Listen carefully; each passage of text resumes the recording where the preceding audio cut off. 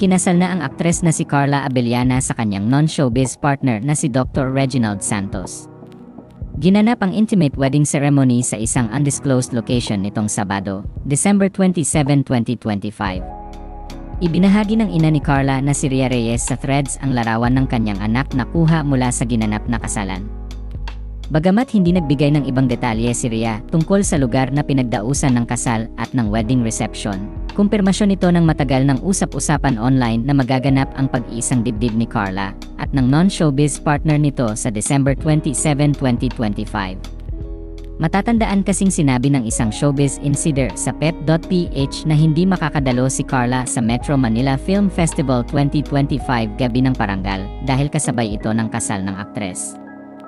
Nitong Linggo, December 28, 2025, ay ipinost na ni Carla sa kanyang Instagram account ang official wedding video at ipinakilala niya na ang kanyang sarili bilang si Mrs. Reginald Santos. Sometimes the bad things that happen to us in our lives put us directly on the path towards the most wonderful things that will ever happen to us. Who would have known it was still going to be us in the end? Just when I stopped looking for anything and anyone, life surprised me in the most unexpected way. It felt familiar. It wasn't messy or uncertain. It was real. It was healthy. You look beautiful, as always. It is that same beauty that captivated me since I first laid eyes on you. I can still vividly remember we were in high school.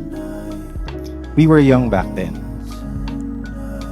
We fell in love, and then life had interim plans for us. Matapos niyang i-upload ang naturang video, ay sunod-sunod na ang pag-share sa kanyang Instagram stories ng mga post mula sa mga taong present sa kasal at sa wedding reception noong araw na yon.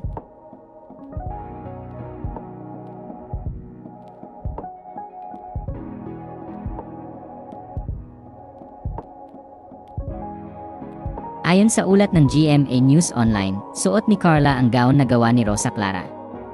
Ibinalita naman ng pep.ph na suot ng mag-asawa ang matching customized polo shirts na gawa ng fashion designer na si Paulo Lazaro sa kanilang wedding after party.